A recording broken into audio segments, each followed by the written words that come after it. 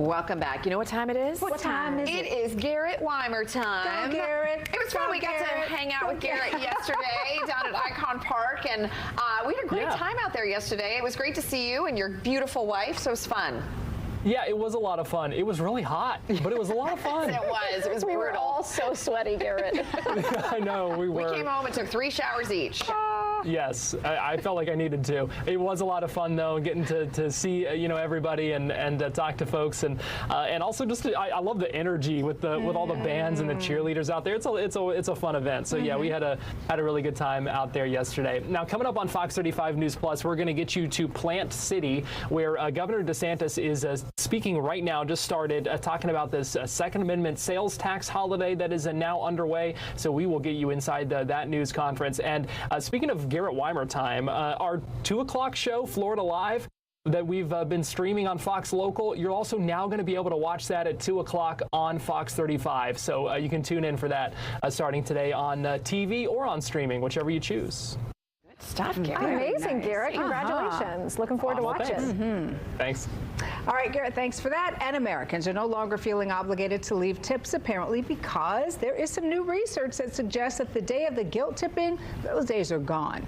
Data from Talker Research, which evaluates consumer opinion, says customers are backing off on guilt tipping. Guilt tipping refers to social pressure or fear of judgment felt when asked to leave a tip.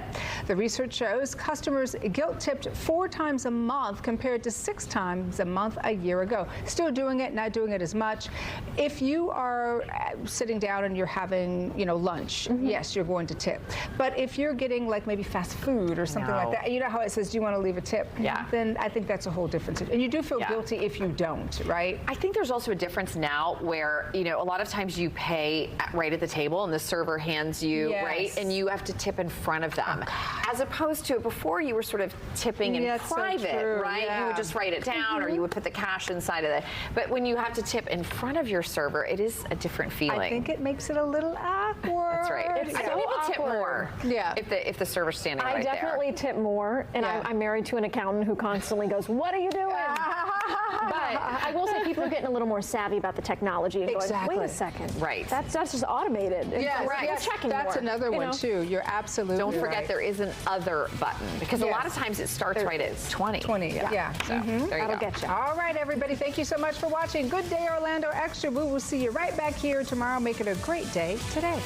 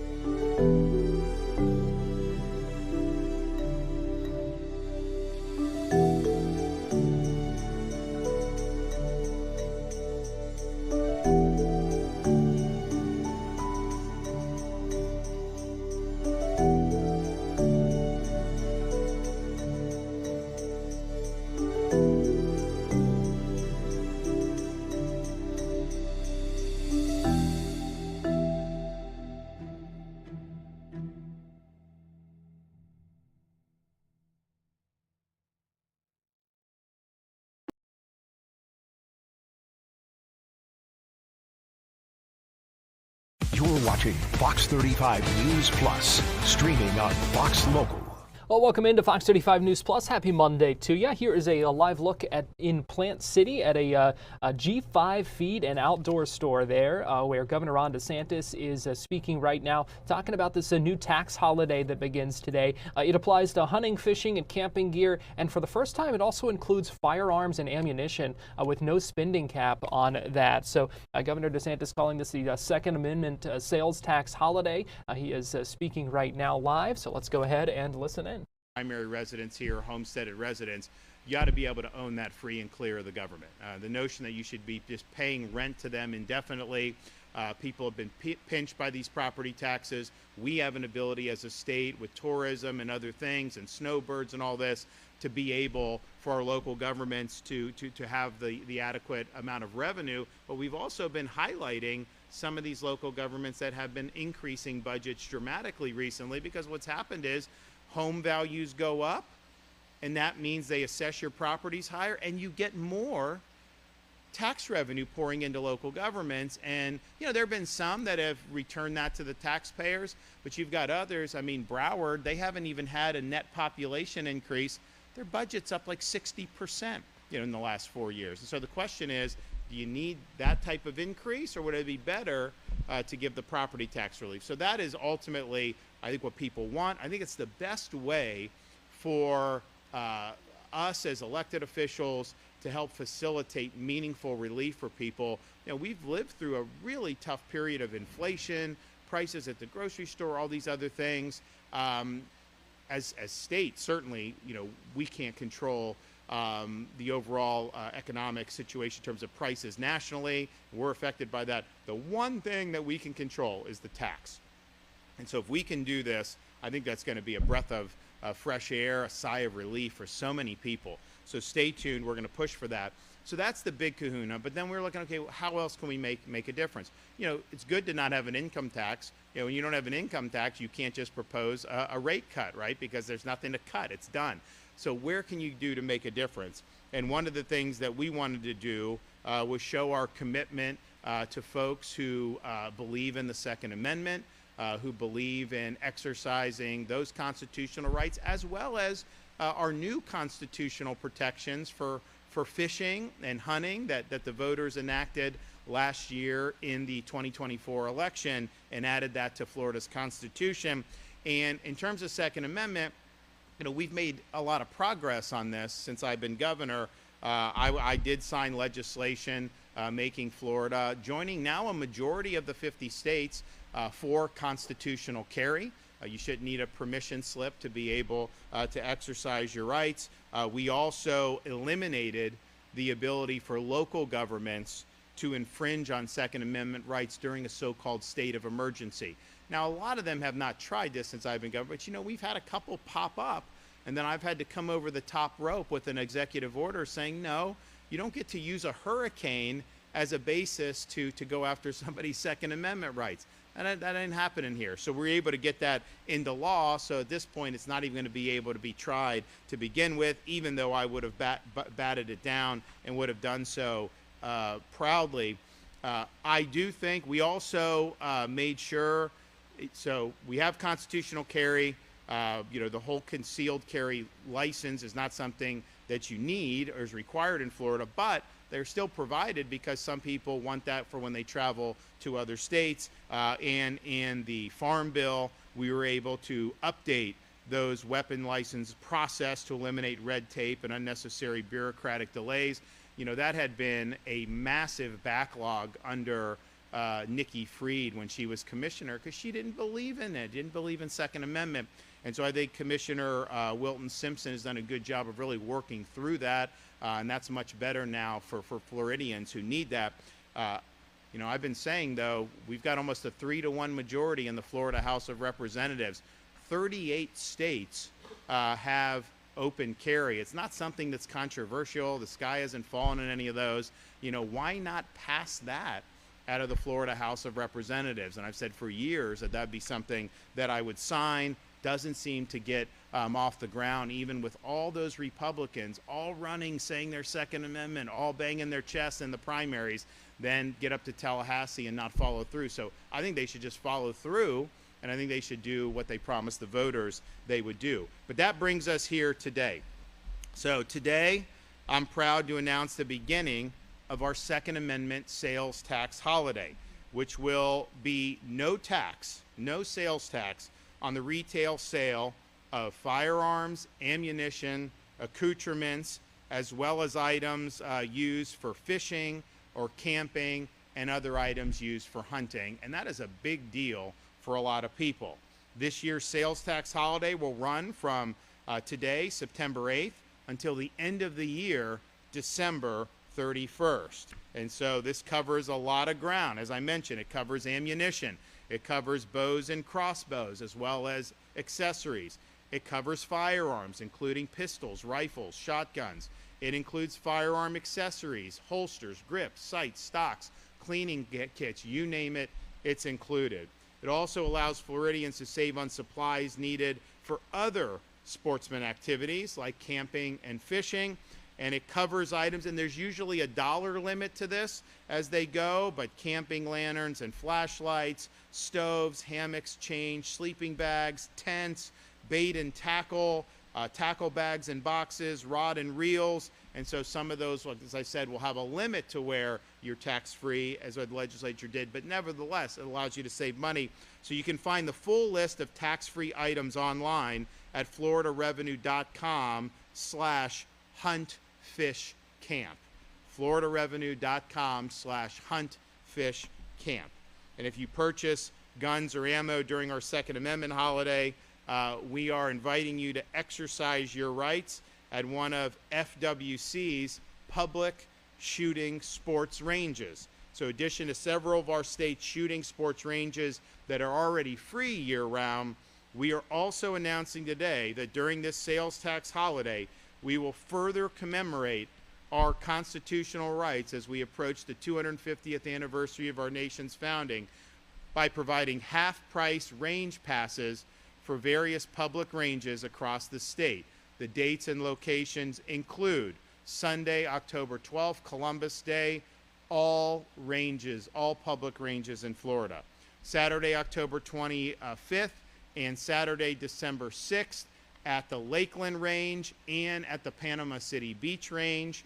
Saturday, November 22nd, and Saturday, December 20th at the shooting range in St. Cloud and the Palm Beach County Shooting Sports Complex in West Palm Beach. Florida will also celebrate America's veterans and the freedom they have preserved for us by providing free range passes to all veterans at all ranges on Sunday, November 9th, in honor of Veterans Day. Finally, over the past 2 years, we've reduced the cost of our hunting and fishing licenses through promotions. That included the first year of our promotion, where we offered half-price lifetime and 5-year licenses, and last year's lifetime promotion for children's licenses. This year, in honor of America 250, we will be offering the usual $500 5-year gold sportsman's license for $250, cutting those costs in honor of the founding of the Republic and our constitutional right to keep and bear arms. Floridians from all walks of life have been able to enjoy our great natural resources. We want to continue to reduce costs for our families so that they can enjoy the great outdoors. I want to thank everybody that's been involved. We also just, I think as most people know, we have the record Gulf red snapper season that I authorized earlier this year, including they were there Memorial Day weekend, which was earlier than anticipated. That's going to be continuing throughout the end of the year, and they have those dates if you need those. We have requested that the federal government delegate to the state of Florida management over Atlantic red snapper. We've shown how it can be done in the Gulf. Atlantic red snapper, they give like 1 or 2 days of red snapper for the entire Atlantic coast of Florida, and they're using faulty data. You talk to the fishermen out there, there's fish. I mean, they're like all over, and that's the same thing they told us in the Gulf when I first became governor, and we're like, all right, well, let's do it right. And Rodney at FWC and those guys have done a great job. We're ready to be able to take on the Atlantic, and I would love to be able to open a really strong Atlantic red snapper season. I know that'd be a huge thing for so many people on the east coast of Florida. So this is an exciting day. It's an exciting time. I know there's going to be some of our residents that are probably going to save a pretty good chunk of change here, knowing how they stock up on some of this stuff. So enjoy it, and we're going to continue to work hard to support taxpayers. So we're going to bring up some of our speakers now. So I think a lot of people in Tampa know our Lieutenant Governor Jay Collins. He was a senator from nearby in a different part of Hillsborough County and did a great job in the Florida Senate. Really was actually the constitutional carry was his bill in the Florida Senate, got a great record on the Second Amendment. Also was the guy, he spearheaded our legislation that banned the purchase of farmland and other critical land by the Chinese Communist Party. And we were the first, or one of the first states to do that. Now they're looking at doing that nationally, and Lieutenant Governor, then Senator Collins, now Lieutenant Governor Collins, was really leading the way on that. And then he's been really strong on school choice and really strong on law and order. And we take it for granted sometimes in Florida, but we are a law and order state. There are a lot of things that happen in other parts of this country that aren't permitted to happen here. And I remember, and I've mentioned this before, but there was a theft ring that CNN somehow interviewed like a year ago. They would steal all this stuff in New York City, but then when they'd get the proceeds, they would come down to Florida and they would hang out and they would do stuff here, and then they go back to New York and steal more. And the reporter's like, well, if you're going to spend it in Florida, why do you go back up to New York? Why don't you just stay in Florida? And they're like, because in Florida, if we do what we do, they put you in jail. That's why we don't do it in Florida. And that's really, I think, something that is meaningful. So he's been really strong on that. But he also has a really great background of service to our country. He was a Green Beret for 23 years in the U.S. Army, and did a lot of deployments. He was in elite special forces. But one of the things that happened was he got injured throughout his service, and he eventually lost one of his legs. And I think he had served for like 18 years at that time. So most people would just take a medical retirement, but you know, he believed in the mission, he believed in doing the job. So he became the first person in the history of the U.S. Army to re-qualify for special forces with a prosthetic leg. And you got to go through the same training that you had to do before. And so it was really remarkable that he was able to do that. And he's got a great military career. But then even taking those skills as a civilian, he is an operations officer, was for a disaster response charity. And so when we have storms, he's down there immediately feeding cops, first responders, displaced residents, very quick, great operational tempo. And then even more recently, when we had Floridians stranded in Israel when the Iran-Israel conflict broke out, we had a lot of people very frantic, wanting their loved ones to get a pathway home. And we just do what we do. I authorized emergency rescues. We were able to get thousands of people out of Israel and to safety, and eventually fly most of them back here to the free state of Florida. And it's great, and I'm proud of doing it, but like, you know, I just signed the order and kind of gave the direction. Then Senator Collins, he flew to Israel, was on the ground, and was personally rescuing people while the ballistic missiles were raining down. And so that tells you somebody, you know, that believes in service to others and service to this country. He's hit the ground running as Lieutenant Governor, I think like nobody has seen before. And I think people are seeing like this is a guy that is, he's the real deal. So I'm going to invite our Lieutenant Governor Jay Collins to come up.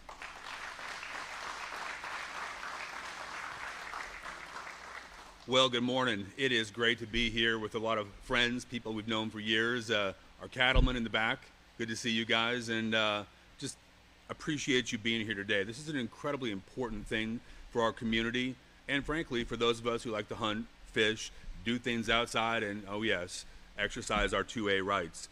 But, you know, when you talk about the things we do, you talk about all those opportunities, you talk about going to Israel, I think the thing that often we don't talk about enough is the courage and the commitment to stand alone if necessary, to stand in that breach and protect our people, to stand on those things that perhaps some of the people out in the media, out in the rest of the world may not like, because we know it's right.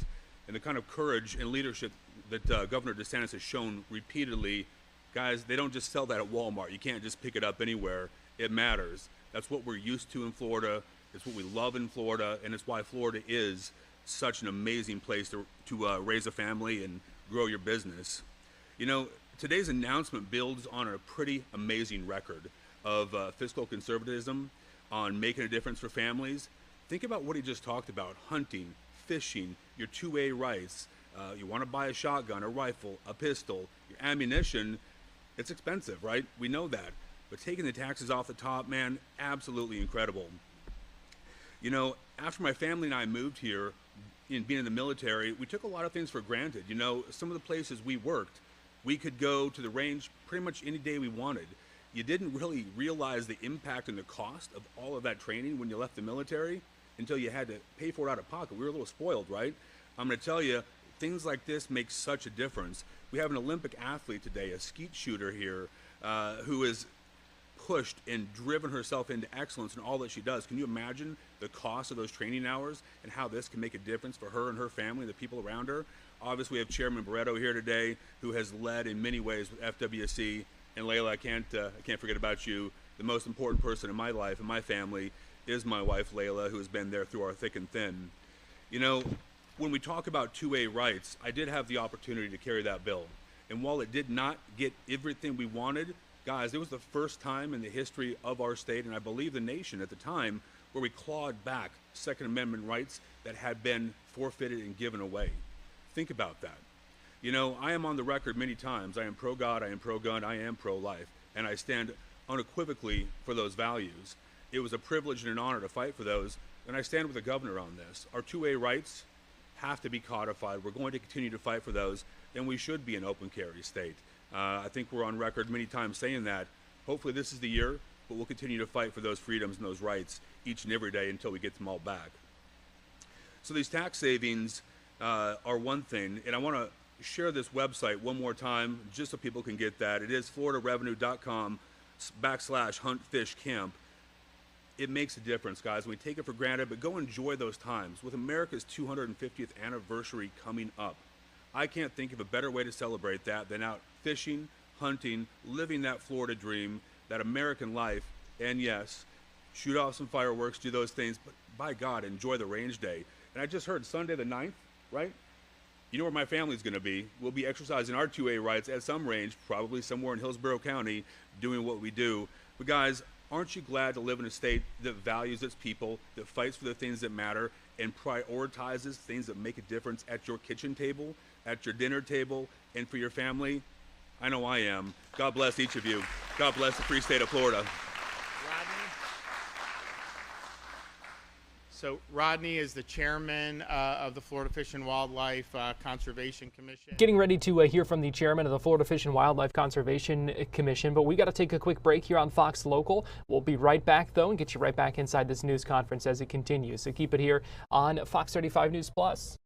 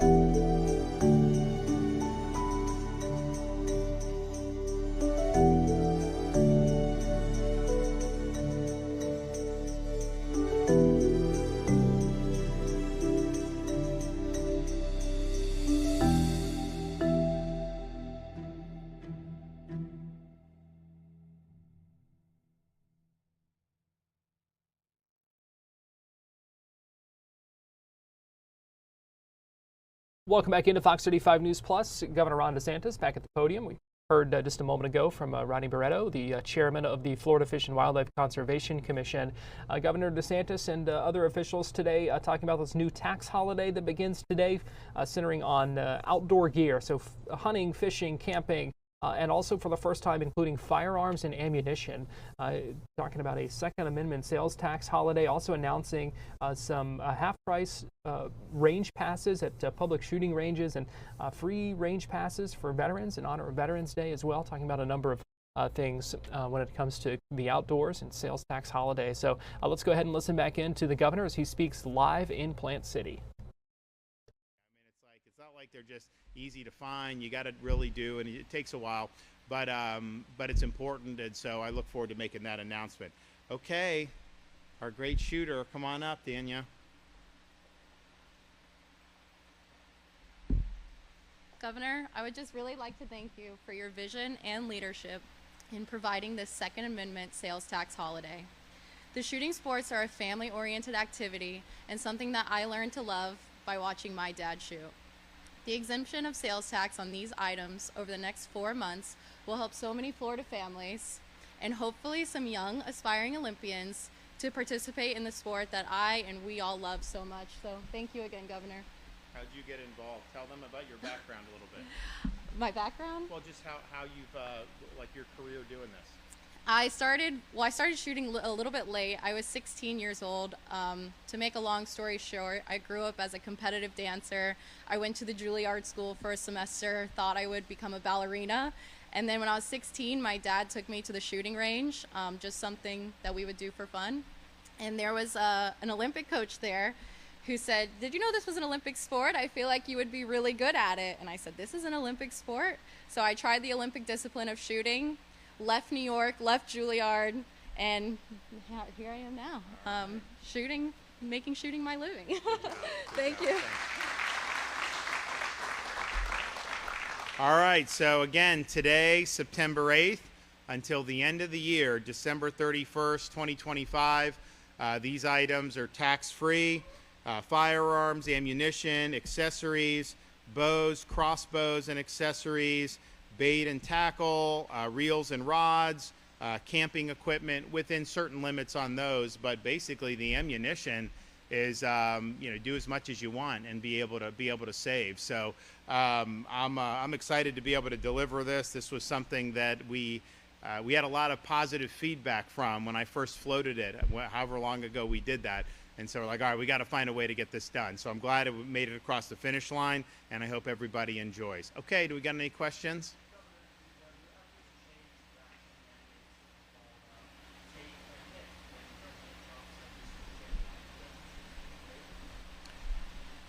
Well, I would just say, I've never been in favor of mandates, so let's just be clear on that.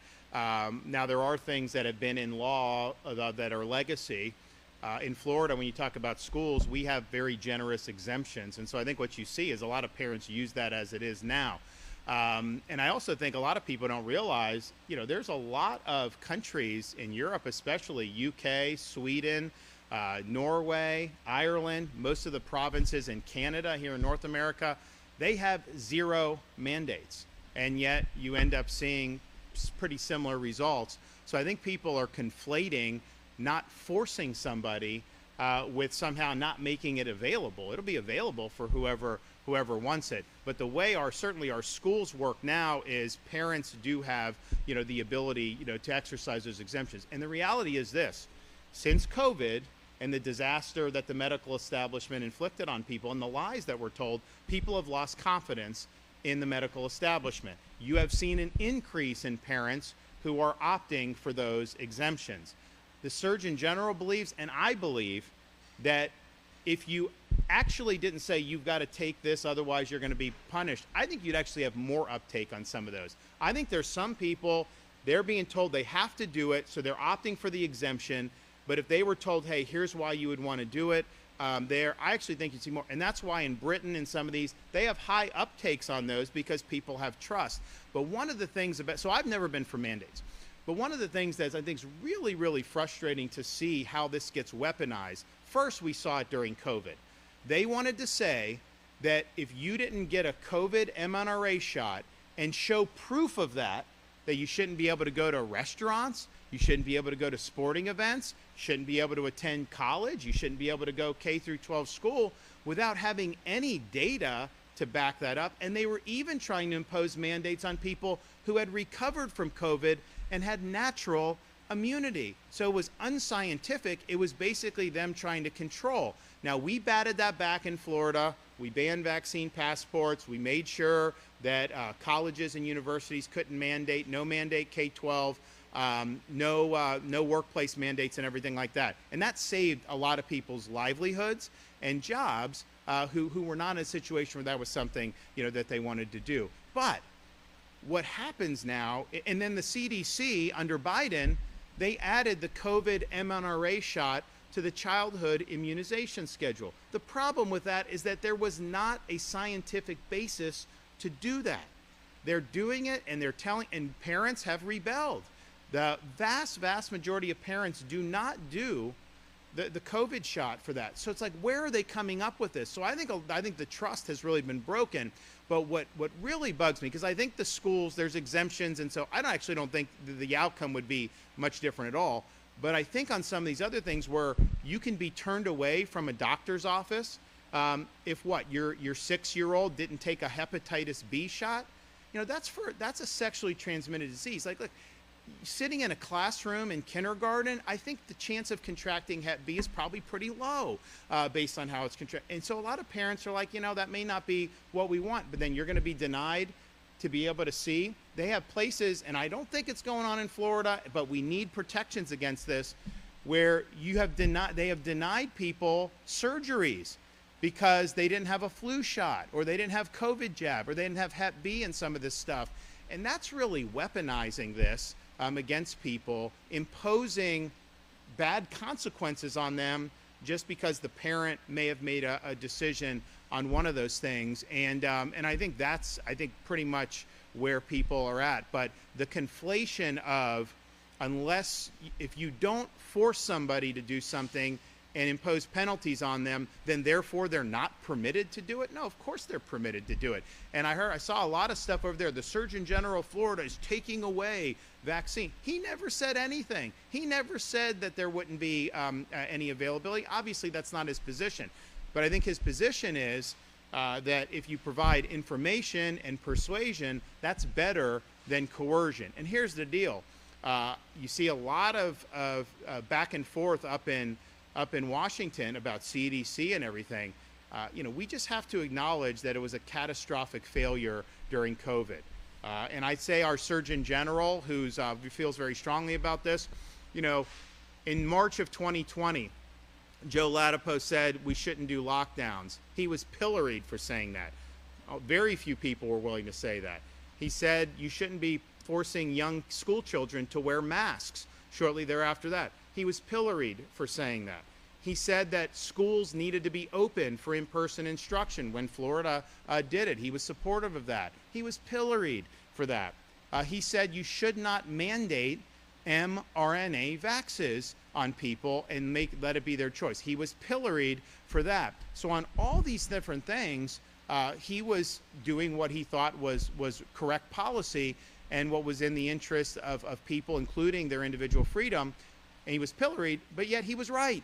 He was right on all those things. The lockdowns were harmful. The mask mandates on kids. Now, I overruled those in Florida, but there were school districts that wanted to do it. The forcible mRNA shots, that was wrong. Having kids locked out of school for a year that was wrong.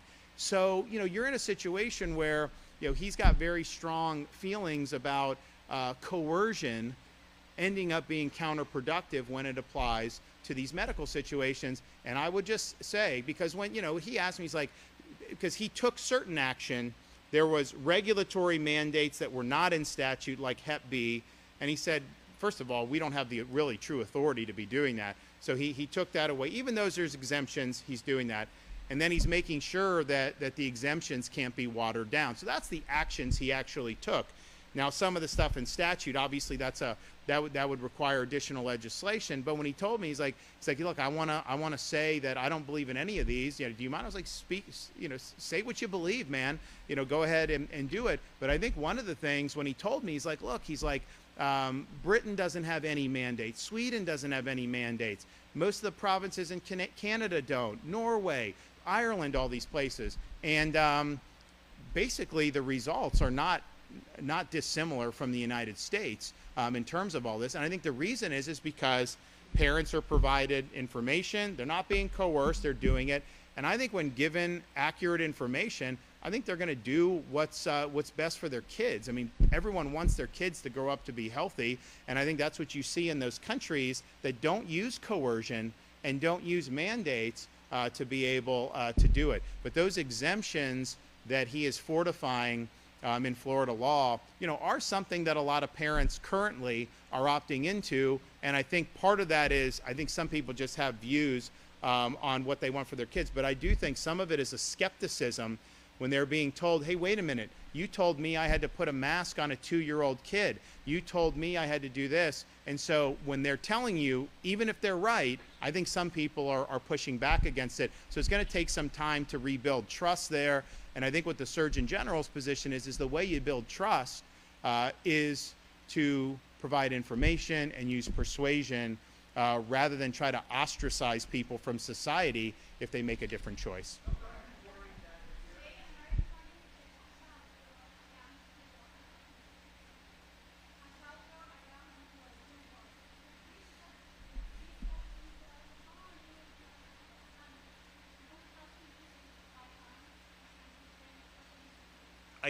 Can someone repeat that? I just couldn't hear enough. Was it about firearm safety?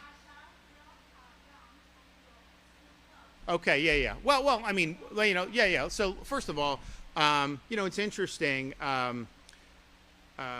If you look throughout American history, they used to have shooting classes in a lot of schools. Like, I mean, you have these kids that'd be like, 9th grade, and they're out doing this. It was really part of American culture. You actually, I mean, I remember the late Justice Antonin Scalia saying, he gave a talk that he used to have a rifle in New York City that he would bring to school, back in the day. And so the culture in somewhat has shifted in some respects on it. But in terms of safety, you have constitutionally protected rights, and the Second Amendment is one. But with rights come responsibility, and you have responsibility to be able to handle those firearms and exercise your rights in other ways apart from Second Amendment in a responsible way. And if you're impinging on other people, if you're out there at a shooting range and you have some AD or something like that, then you're going to be held accountable for that. So, someone like Jay Collins, I mean, he's been through every type of firearms training, you could ever have at Fort Bragg and his elite special forces. Not everyone gets to go through that. But I think most people, the one thing I like about Florida, there's so many opportunities to be able to go to a class and to learn how to handle these firearms. And that's true for pistols. It's true for rifles. It really doesn't matter across the board. So I would encourage people, make sure you know what you're doing. You have a right, but you also have a responsibility to do it in an appropriate way. And if people are not able to exercise their rights in an appropriate way, you absolutely can be held accountable for that. And part of it in Florida is, this stuff can be done if you're not 18 under supervision of an adult, of course. But if you're school-age kid, you don't have access to that on your own, absent parent supervision, and that's always been the law. Now, I also think they, before I became governor, the legislature extinguished the right of 18 to 21-year-olds to be able to purchase long guns, and that's just something that I don't think was consistent with the state or federal Constitution. To do a blanket prohibition on a constitutionally enumerated right, that's never been something that has really passed muster. I know that's being litigated now all the way up to the U.S. Supreme Court, but I was against it at the time and said so publicly as a candidate, and then now I've continued to take that position as governor.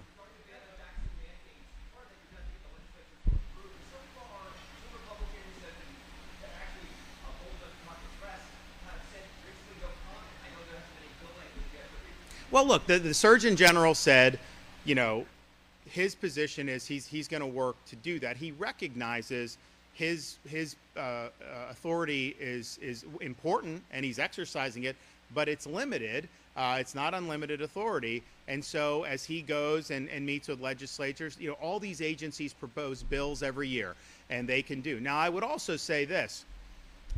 Apart from, you know, the overall mandates, which I think as people learn more about it, will understand that what the Surgeon General was saying was pretty consistent with what many countries are doing. And then if you look in practice with Florida having our exemptions the way we do, and a lot of parents opting for that I think likely you would see very, very similar outcomes, even in the absence of the current regime. And I actually think you'd see higher in some respects, because I think people would say, you know what, you're trusting me. Yeah, I'm going to listen. I think people have a more open mind on some of it. But we asked the legislature, all the stuff I talked about preventing people from losing their jobs or vaccine passports or all of that. We did that in 2021. Very important. The legislature sunsetted that. And so it was going to be sunset this year. So we said, hey, let's make it permanent. They didn't make it permanent. They just extended it. That's got to be made permanent. I mean, that to me is, everyone is glad that we did that. I mean, even the very far left, I don't hear them, at least publicly, they won't admit they're for vaccine passports. It doesn't make sense. So they need to do that. The other thing is addressing some of these issues of discrimination. I get, like, at some levels, you know, if someone comes for medical care and you're just in private practice, I don't know that you're under any obligation to necessarily see everybody. I mean, you'd have to talk to doctors about that. I get there's a business component to this, but to say that a mom can't get her daughter in to see a pediatrician because while they did MMR and all the standard vaccines, they didn't do maybe Hep B, or they didn't do COVID or some of those, to me, that's discrimination. I mean, that is limiting people's freedom to be able to do what they think is right for their kids by having these restrictions. And basically, it's a follow-on from mandates. And if you look at the CDC schedule compared to what it was when I was growing up to now, I mean, it's a lot of shots for these kids. And some parents, while I think 90+% would do the core, some of the other ones, particularly the new ones, some parents may choose not to. Maybe there's an individual reason. I would much rather let people make those decisions than to say, oh no, you're barred from seeing pretty much any physician going forward. And certainly, if somebody needs medical care and they need a transplant or something, to say that you're not going to be able to get that because you didn't do this shot or that shot, that is not what we want to do. So that is weaponized against people. And what we tried to do in this most recent session was really focus on the non-discrimination.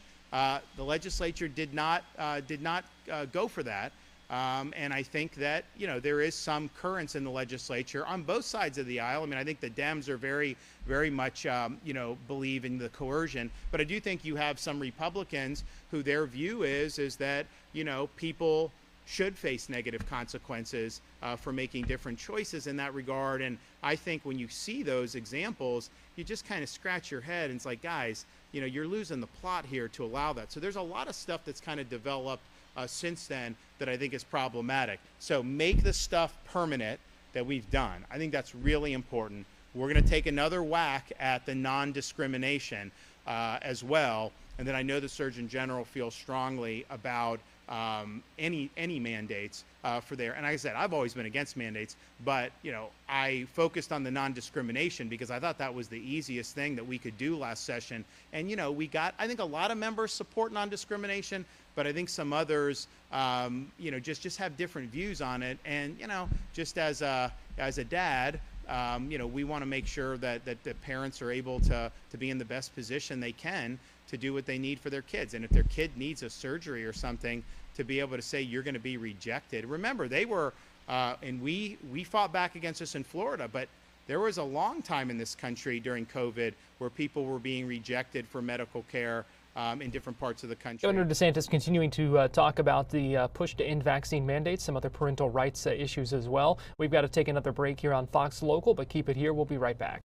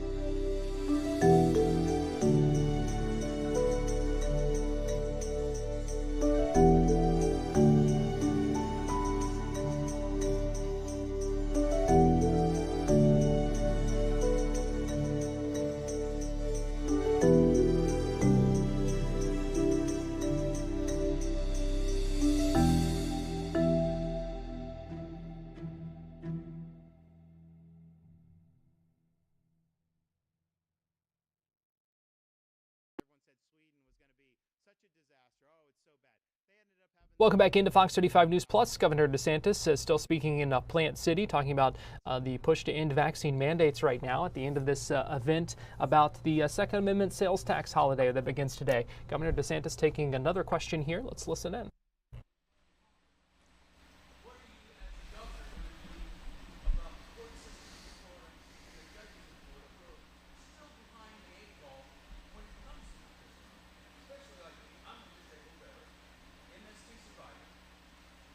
What service were you? Okay. And you live here in Hillsborough County? Okay. Yeah, I know it well. No, so yeah, it's a good question. So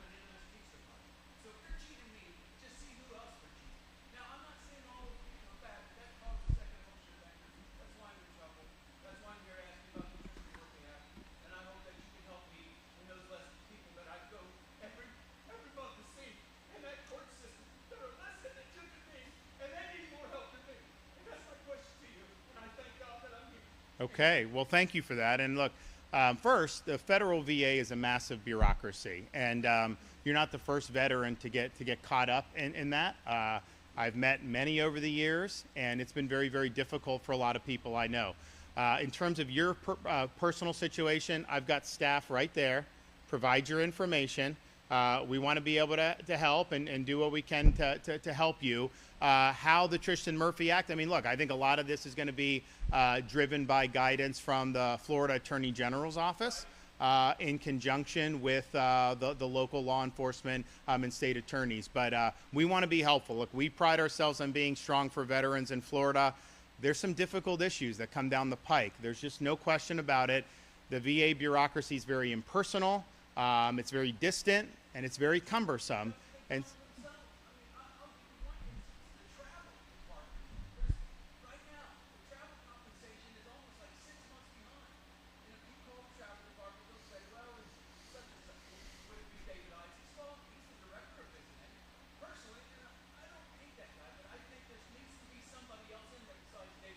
well, yeah, look, I mean, I think I know because I've talked to the new secretary and Doug Cotton. He's very much attentive to the problems that we've seen. And it wasn't just under Biden. This has been happening for 10, 20 years. And so I do think, and they have indicated, the VA, that they want to work with Florida to maybe adopt a little bit different model. I believe, like, if you need help, you go into the VA. The VA ain't the end all be all. We've got all these great organizations in Florida that focus on mental health for veterans, focus on providing service dogs, focus on economic mobility. There's so many people in this state. You have a reservoir of groups that want to be helpful for veterans. So we're working on the model that was pioneered by my wife with Hope Florida. Let's use the VA working in conjunction with all of our groups to link the veterans with all these additional resources. And I just remember, like, when I was leaving the military, they give you like a packet about, hey, here's for vet. And I'm just thinking to myself, I'm looking at this, I didn't understand it. I mean, I was like, this is bureaucracy. And it was really problematic. So there's a lot to be done. Well, I don't know about that. I think you could do. Well, that's a discussion for another day. But, they actually just put out a someone put out these song lists, and they attributed one to me. It just wasn't. I mean, there was some good stuff on there. They had Johnny Cash, they had everything like that. And so people are like, well, why don't you put out your list? So we are going to put out the list. So stay tuned on that. Thanks, everybody. Governor DeSantis wrapping up after speaking in Plant City about the Second Amendment tax holiday, a number of other things as well. Talked a lot about the push to end vaccine mandates. Big news, that announcement made last week by the governor and the state surgeon general talking about that. Been getting a national reaction to that. It has been a big story, that is for sure, and several reporters had questions about that. Today, Fox 35 also looking into kind of what that might look like as well, and that kind of thing. So we'll have more on that as well. We're going to take a quick break here on Fox 35 News Plus, but keep it right here on Fox Local, and we will be right back. As we go to break here, let me give you a look at downtown Orlando on this Monday morning.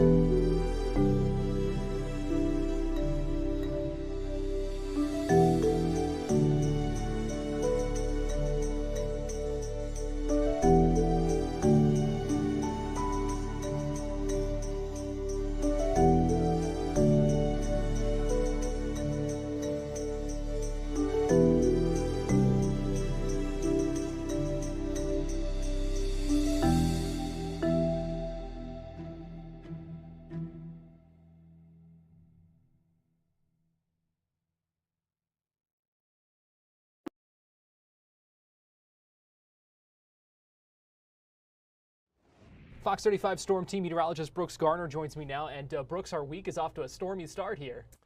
It sure is, Garrett. We've got a front that's just parked over the region, and that's going to act like a natural focus point for showers and storms just about every day. And we're already seeing it now. Compounding that, we've got an area of low pressure in the eastern Gulf, and that's helping to pump in tropical air. And you can see that front's right across Orlando. So hour by hour, we'll see rain chances ticking up significantly in the next few hours, just after lunchtime, up to a 70% chance between roughly 3 and 7 p.m. So think about when you go to meet your student at the bus stop, or maybe you're picking them up from school, maybe they have afternoon sports, or your drive home. There could be impacts from the rain. Our typical rain chance this time of year is about a 50 to 60% chance. So it's a little bit of an enhancement, but the thing about the rain today is that where it rains, it'll really pour. It's going to come down. And we've had a lot of clouds in place as well. Orlando right now is only in the low 80s. Typically it would be in the middle and upper 80s this time of the year at this point in the day, just before lunchtime. We've got some rain also developing over on the Atlantic coast, anywhere from Volusia through Brevard counties over the next hour or two. Daytona looking decent. There have been times of clouds and times of sun. We're in the sunny period now, but waves about 1 to 2 feet, moderate risk for rip currents, and a 70% chance for rain if you're going to the beaches. All right, here's a look at future clouds and radar. Our flow will be from the northeast as far as the storm threat goes. So we're going to see that rain chance filling in between 1 and 3 o'clock, and then we may catch a little bit of a break mid-afternoon before we get kind of a push from the Gulf coming in from that low pressure area. And this is where the forecast for today specifically gets a little bit uncertain, because it's totally possible that the Atlantic sea breeze and the Gulf sea breeze collide and we get a big proliferation of storms, a big coverage across the area. We'll just have to see how this all evolves. Or that weather coming in from the Gulf may just kind of park just to the south of Orlando, soaking Polk and also into Hillsborough counties down there toward Tampa. So we'll just see. Bottom line, though, is we're going to have really high rain chances now through Thursday before finally a weak front comes in, but enough to scour out that tropical moisture in hot pink and push it down into the Bahamas, leaving behind that yellow area, which is drier air. That will represent this weekend, Saturday, Sunday, maybe into Monday. Lower rain chances, much lower rain chances, and discernibly drier air with lower humidity values. Stepping outside Saturday afternoon or Sunday afternoon, it may actually feel pretty decent for us.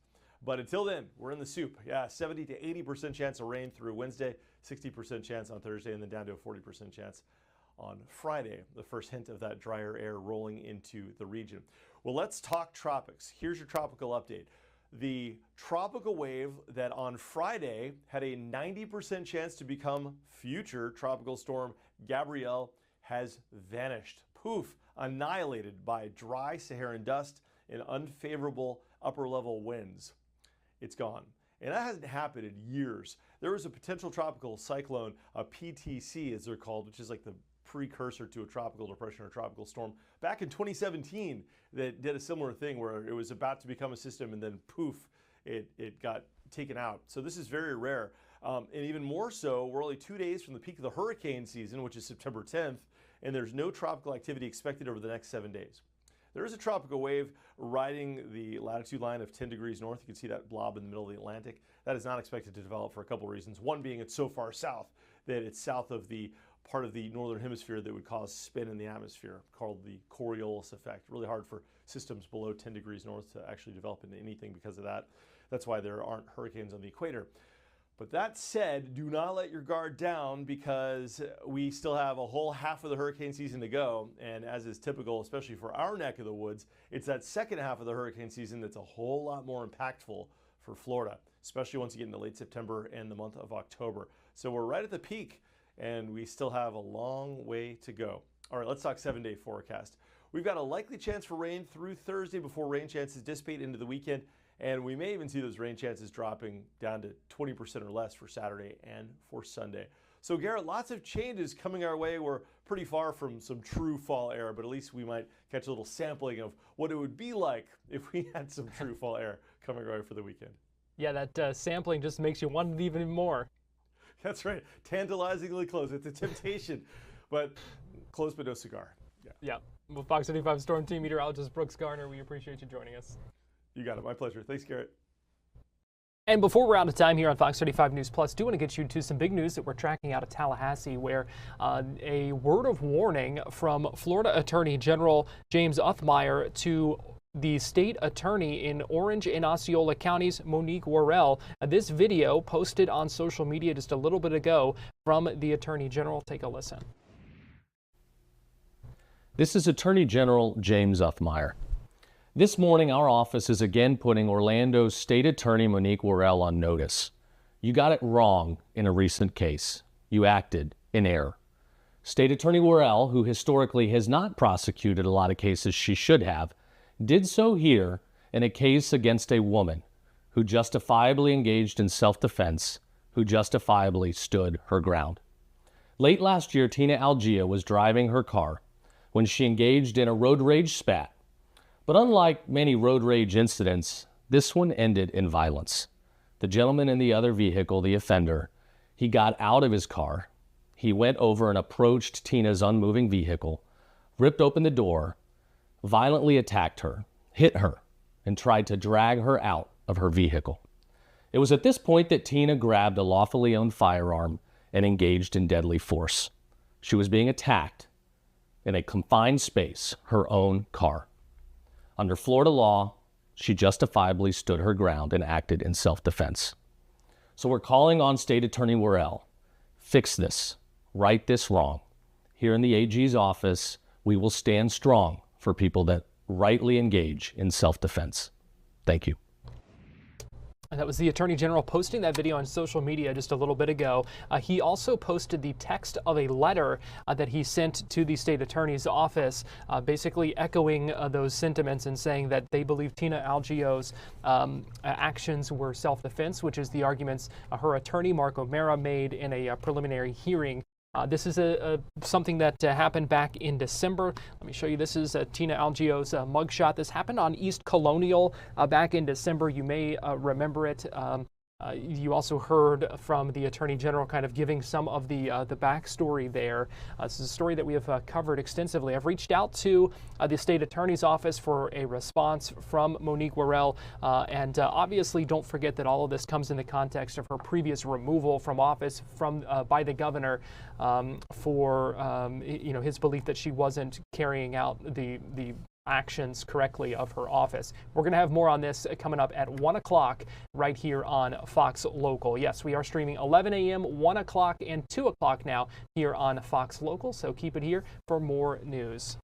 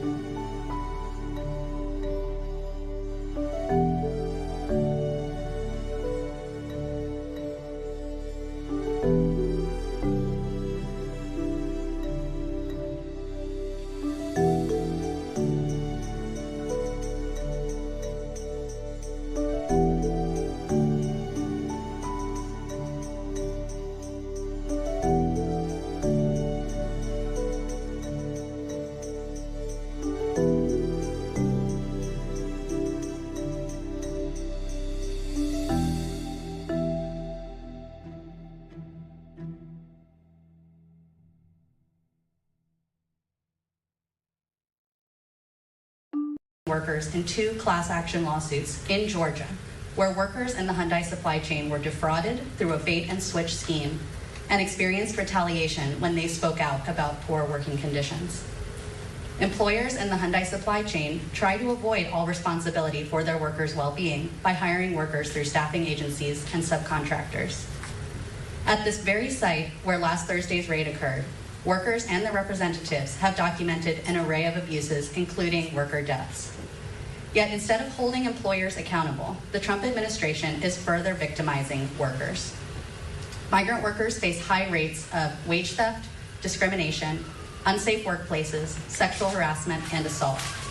Many of these abuses go unreported because workers fear immigration consequences if they speak out. Unscrupulous employers exploit that fear, threatening to weaponize the immigration system to silence workers. Workplace raids, like what we saw last Thursday, deepen that fear. These raids are designed to terrorize migrant workers. They are militaristic, aggressive, and often violent. In past workplace raids, workers have been racially profiled and in some instances physically assaulted by officers. By ramping up immigration enforcement in this way, the government enables abusive employers to continue exploiting workers. In fact, many of the workplaces targeted for raids since 2018 already had documented histories of labor violations, like the Hyundai plant in Elabel. And yet, time and again, we see that employers face no comparable accountability. That imbalance sends a clear message. When ICE comes to a workplace, it is the workers, not their abusive employers, who pay the price. Time and again, workers are handcuffed, profiled, arrested, jailed, deported, and separated from their families. We demand that our representatives focus on ensuring that employers like Hyundai are held accountable and respect the rights of those who work in their supply chain, rather than making workers more vulnerable to abuse and retaliation through actions like last Thursday's raid. We will continue to organize with our communities to protect the rights of migrant workers, and we demand that our representatives do the same.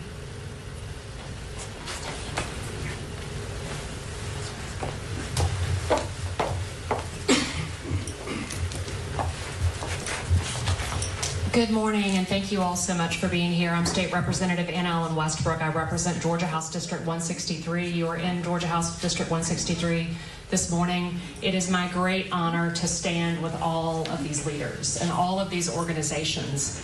I know for a fact that Macy has been working nonstop since Thursday morning, probably haven't slept. They have immediately gone into action to support the needs of this community, specifically our immigrant neighbors. And I'm certain our coalition members who are represented here have done the same.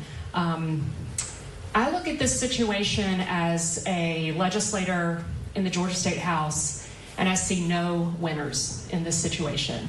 My colleagues here have spoken very eloquently about how hard this hit our immigrant communities.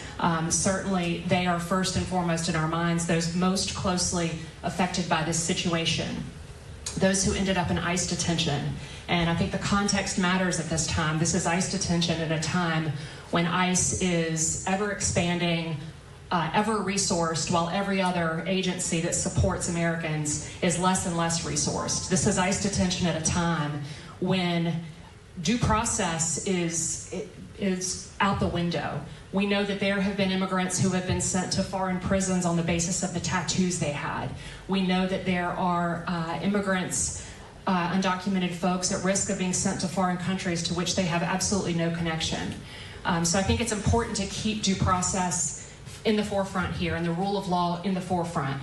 The rule of law protects all of us or it protects none of us. And we have to care about the rule of law at all times, including now, when vulnerable folks are most affected. But I do look at this as a Georgia State legislator, and I think of all that Georgians have invested in this project, all that Georgians have invested in building a relationship with Korea, a business relationship, a diplomatic relationship, a friendship, and how much this situation on Thursday, this raid, undermines that friendship. And I think about all the costs that have been felt in this community, our water woes, our traffic. There's, growth brings discomfort as well as the hoped for prosperity. But no one has won in this situation. Not our immigrant neighbors, certainly, not worker safety, not environmental or other types of legal compliance, and certainly not Georgians.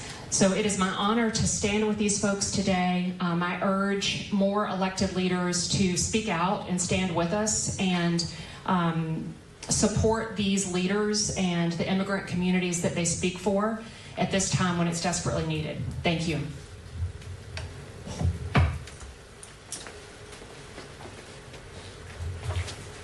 So for our last message, we can't do this alone. Coastal Georgia is in the spotlight everywhere.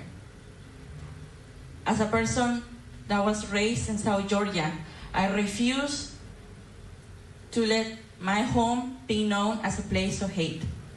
Coastal Georgia will be known as a place of love, because that is what we are. But we can't do this alone. So at Migrant Equity Southeast, we ask you for help. We ask you for your support. So for everyone that is watching, pay attention to what's happening. Because on September 4th, it happened to immigrant workers. And in the future, we don't know who will be next. So please, we ask you for your support. Together, we can do a lot more. Together, we can stand up for the rights of immigrants and refugees. Thank you.